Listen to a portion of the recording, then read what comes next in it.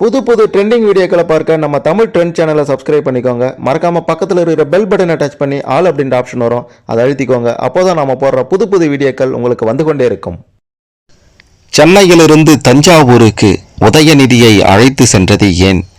உதயநிதி அப்படி என்னதான் பேசினாரு? அவரை இங்கு விசாரிக்காம தஞ்சாவூருக்கு கிட்டத்தட்ட 10 மணி நேரம், 6 மணி நேரத்திலிருந்து 7 மணி நேரத்திற்கு செல்லக்கூடிய அந்த இடத்திற்கு 10 மணி நேரத்திற்கு உதயநிதியை போலீஸ் வாகனத்தில் அழைத்து கொண்டு அலைக்கழித்தது ஏன் அப்படின்னுட்டும், அதற்கு பின்னாடி பல அதிர்ச்சியான உண்மைகள் அடங்கி இருக்கின்றது. அதற்கு பின்னாடி பல மர்மங்கள் மறைந்திருக்கின்றது. ஏன் உதயநிதியை இப்படி அலைக்கழித்தாங்க அப்படின்றத பற்றியும், அந்த 10 மணி நேரத்தில் என்னவெல்லாம் நடந்தது அப்படின்ட்டும், மிக மிக முக்கியமாக பல வருடங்களுக்கு பிறகு திரிஷாவால் உதயநிதி பழிவாங்கப்பட்டிருக்கிறார் அப்படின்ற ஒரு அதிர்ச்சி தகவலுமே தற்போது வெளியாகி இருக்கின்றது. இதுவரை வெளிவராத பல உண்மைகளை இந்த வீடியோவில் தெளிவா துல்லியமா பார்க்க போறோம். கடைசி வரை பாருங்க, எல்லாமே உங்களுக்கு சிறப்பா புரியும். அதுக்கு முன்னாடி இந்த வீடியோவுக்கு மறக்காம ஒரு லைக் கொடுத்துக்கோங்க. சரி, வாங்க வீடியோக்குள்ளார போலாம். உதயநிதி ஸ்டாலின் கைது செய்யப்பட்ட பிறகு சென்னையிலிருந்து தஞ்சாவூருக்கு அழைத்து செல்லப்பட்டு விசாரணைக்கு பிறகு விடுவிக்கப்பட்டார். கைது நடந்தது முதல் விடுவிப்பு வரை கிட்டத்தட்ட 10 மணி நேரம் என்ன நடந்தது அப்படின்ற பல திடுக்கிடும் தகவல்கள் வெளியாகி இருக்கின்றது. அதாவது, காவிரி உரிமையை நிலைநாட்டுவதில் தாவேக அரசின் மெத்தன போக்கை கண்டித்து, விவசாயிகளை வஞ்சிக்கும் தாவேக அரசை கண்டித்து திமுக சார்பில் தஞ்சாவூர் பனகல் கட்டிடம் முன்பு ஆகஸ்ட் 3ஆம் தேதி ஆர்ப்பாட்டம் நடந்தது. இதில் திமுக இளைஞரணி செயலாளரும் சட்டமன்ற எதிர்க்கட்சி தலைவருமான உதயநிதி ஸ்டாலின் தலைமை வகித்து பேசினார். அவரது பேச்சு தொடர்பாக தாவேகாவினர், அதாவது அந்த இடத்துல என்ன நடந்ததுன்னா, குறிப்பாக அவர் பேசும்போது அருகில் இருந்த தொண்டர்கள் திரிஷா திரிஷா என்று கூச்சலிட்டு இருக்காங்க. அதற்கு உதயநிதி ஸ்டாலின் என்ன சொன்னார்னா, எங்க தண்ணி வருதோ இல்லையோ அங்க தண்ணி வந்தே ஆகணும் அப்படின்ற மாதிரி இரட்டை அர்த்தத்தில் பேசியிருந்தார் அப்படின்ட்டு சொல்லி தாவேகாவினர் புகார் கொடுத்தாங்க. இதனால உதயநிதி ஸ்டாலின் மீது தஞ்சாவூர் கிழக்கு காவல் நிலையத்தில் 9 பிரிவுகளின் கீழ் போலீசார் வழக்கு பதிவு செய்திருந்தாங்க. அதன் பிறகு தஞ்சாவூர் மாவட்டம் வல்லம் டிஎஸ்பி காயத்ரி, டிஎஸ்பி அழகேசன், தஞ்சாவூர் கிழக்கு போலீஸ் இன்ஸ்பெக்டர் மணிகண்டன் மற்றும் போலீசார் அடங்கிய குழுவினர் ஆகஸ்ட் 4ஆம் தேதி காலை சென்னை சென்றிருக்காங்க. தொடர்ந்து சென்னையில் உள்ள வீட்டில் வைத்து சென்னை மாநகர போலீசார் உதவியுடன் உதயநிதி ஸ்டாலின் வீட்டிற்கு காலையில் 10 மணிக்கு போனாங்க. காலையில் 10:50 மணி அளவில் உதயநிதியை போலீசார் கைது செய்தாங்க. அதனைத் தொடர்ந்து போலீஸ் வேனில் உதயநிதி ஸ்டாலினை அழைத்து வந்தாங்க. வேனில் அவருடன் திமுக முன்னாள் அமைச்சர்கள் சேகர் பாபு, மா சுப்பிரமணியன், வழக்கறிஞர்கள் உள்ளிட்ட முக்கிய நிர்வாகிகளும் சென்றனர்.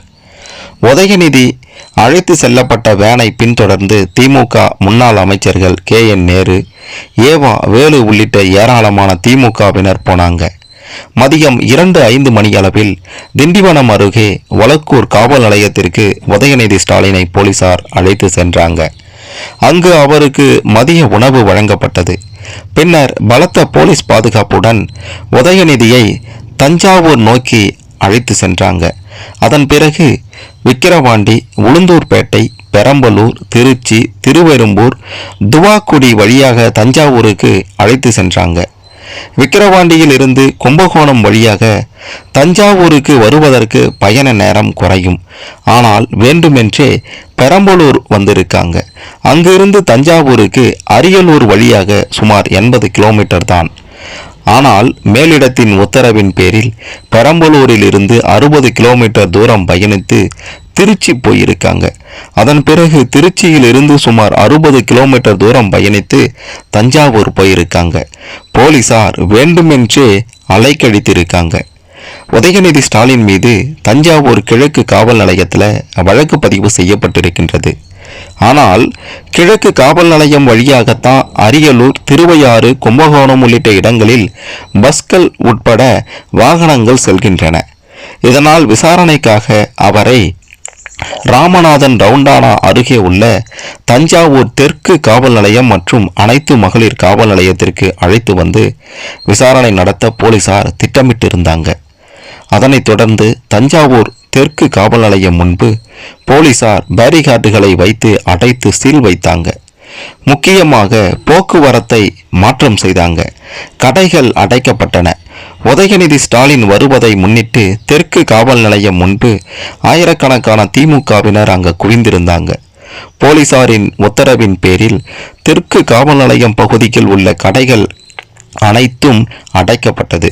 மேலும் தனியார் பள்ளிகளுக்கும் நேற்று ஆகஸ்ட் 4ஆம் தேதி தஞ்சாவூரில் விடுமுறையும், அந்த பகுதியில் இருக்கக்கூடிய பள்ளிகளுக்கு விடுமுறையும் அளிக்கப்பட்டது. தஞ்சை நோக்கி சென்று கொண்டிருந்த உதயநிதி ஸ்டாலின் அழைத்து வரப்பட்ட போலீஸ் வாகனம் திடீரென யூட்டர்ன் ஆகி தஞ்சாவூர் மாவட்டம் செங்கிப்பட்டி காவல் நிலையத்திற்கு மாலை 6:10 மணி அளவில் வந்தது. காவல் நிலையத்திற்கு வந்ததும் போலீஸ் வாகனத்தில் இருந்து உதயநிதி ஸ்டாலின் இறங்கல. வழக்கு பதிவு செய்த காவல் நிலையத்துக்கு அழைத்து செல்லும்படி கூறி சுமார் 30 நிமிடம் போலீஸ் வாகனத்தில் அமர்ந்திருந்தார். அப்போது திமுக முன்னாள் அமைச்சர்கள் மற்றும் நிர்வாகிகள் அவருடன் பேசியிருந்தாங்க.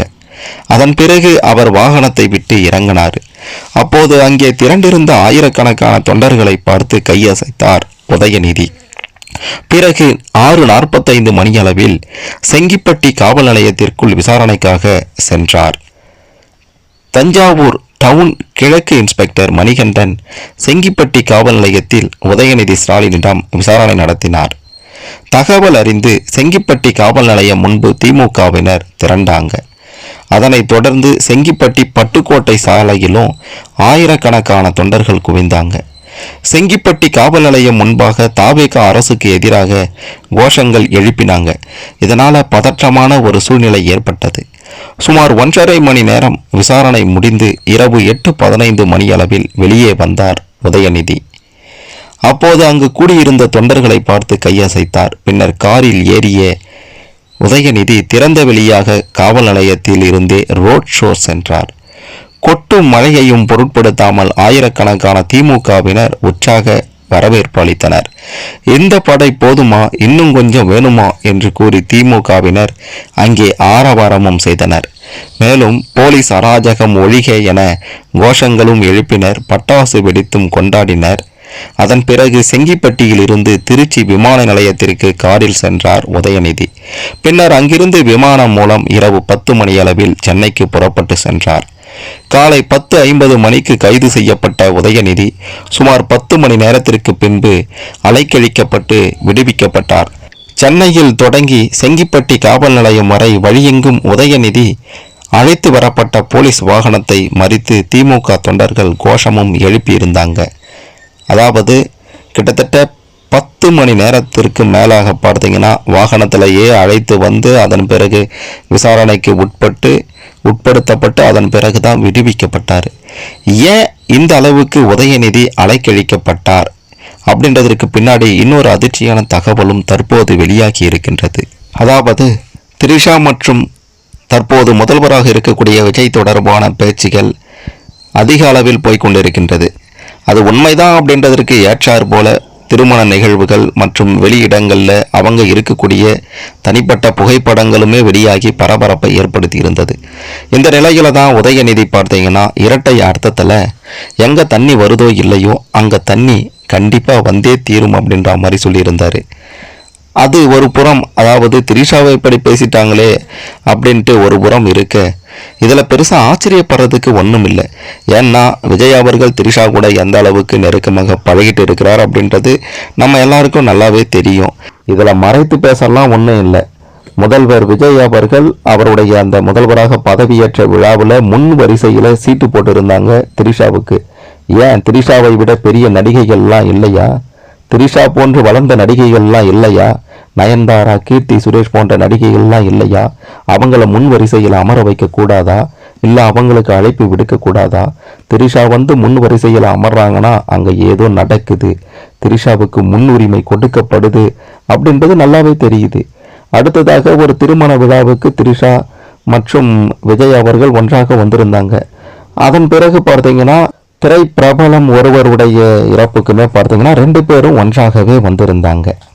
இப்படி 2 பேரும் ஒன்றாக சுற்றுவதை பார்த்தா பார்ப்பவர்களுக்கு என்ன தோன்றும்? சரி, நண்பர்கள் தானே வச்சுக்குங்க, ஒரு தோழி தானேன்னு வச்சுக்குங்க, மற்றபடி எதுவும் கற்பனை பண்ணிக்காதீங்க. இன்னொரு பக்கம் முதல்வர் விஜய் அவர்களுடைய மனைவி சங்கீதா அவர்கள் என்னுடைய கணவருக்கு திருமணத்தை மீறிய உறவு இருக்கு அப்படின்ற மாதிரி சொல்லியிருந்தாங்க. அதுவும் இந்த நடிகை தான் அப்படின்ற மாதிரியான பல சர்ச்சைகள், பல பேச்சுகளும் வெளியாகி இருந்தது. அது ஒரு பக்கம் இருக்கட்டும். இப்போ என்ன நடந்தது அப்படின்ட்டு கேட்டிங்கன்னா, முதல்வர் விஜய் அவர்களுடைய நெருங்கிய தோழி அவங்கள பற்றி தப்பாக பேசிட்டாரு அப்படின்ற மாதிரியே வச்சுக்குவோம், தோழினே வச்சுக்குவோம். அதனால தான் பார்த்தீங்கன்னா தாவேகா இந்த அளவிற்கு அதிரடியில் இறங்கி இருக்காங்க. ஒரே ஒரு வார்த்தையை இதுக்கு முன்னாடி பல பேர் என்னென்னவோ பேசியிருக்காங்க. அதுக்கெல்லாம் ஆக்ஷன் எடுக்காத முதல்வர் விஜய் உதயநிதி மீது தற்போது இந்த ஆக்ஷனை எடுத்திருப்பதற்கு காரணம், நெருங்கிய தோழி பாதிக்கப்பட்டுட்டாங்களே, அவங்கள இப்படி பேசிட்டாங்களே அப்படின்ற ஒரு கோபத்துல தான் அந்த முடிவை எடுத்திருக்கிறாரு. உடனடியாக கைது செய்ய சொல்லியிருக்கிறாரு, அலைக்கழிக்க சொல்லியிருக்கிறார் அப்படின்றதுல எந்த மாற்று கருத்துமே இல்லை. இதற்கு முன்னாடி திரிஷா உதயநிதி இடையே முன்பகை ஒன்றும் இருந்திருக்கின்றது. அந்த முன்பகை காரணமாகவும் தற்போது உதயநிதி பழிவாங்கப்பட்டிருக்கிறார் திரிஷாவால். அதாவது 2018ஆம் ஆண்டில் இயக்குனர் KS அதியமான் இயக்கத்தில் உதயநிதி ஸ்டாலின் நடிக்கவிருந்த ஒரு ரொமான்டிக் ஹாரர் படத்தில் 2 கதாநாயகிகள் இருப்பாங்க என்றும் அவர்களில் ஒருவராக திரிஷா ஒப்பந்தமாகி இருக்கார் அப்படின்னுட்டும் செய்திகள் அப்போது வெளியாகி இருந்தது. அந்த படத்துக்கு ஏஞ்சல் என்ற பெயரும் கூறப்பட்டது. ஆனால் அதற்கு சில மணி நேரங்களிலேயே படக்குழு விளக்கம் ஒன்றை அளித்திருந்தது. திரிஷா அந்த படத்தில் நடிக்கவில்லை, மேலும் ஏஞ்சல் என்பது படத்தின் தலைப்பும் அல்ல என்று திட்டவட்டமாக மறுத்தாங்க.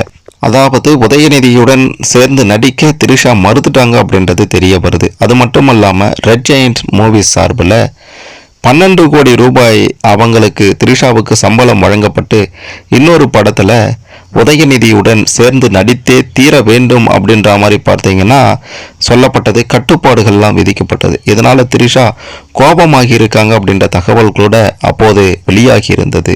பணம் இருக்கு, அதிகாரம் இருக்கு அப்படின்றதுனால இவங்க என்ன வேணாலும் பண்ணுவாங்களா அப்படின்ற மாதிரி அந்த நேரத்தில் திரிஷா பார்த்தீங்கன்னா உதயநிதி மீது செம்ம கோபத்தில் இருந்தாங்க அப்படின்ற மாதிரியும் தற்போது தான் அது குறித்த தகவல்கள் தற்போது வெளியாகி இருக்கின்றது.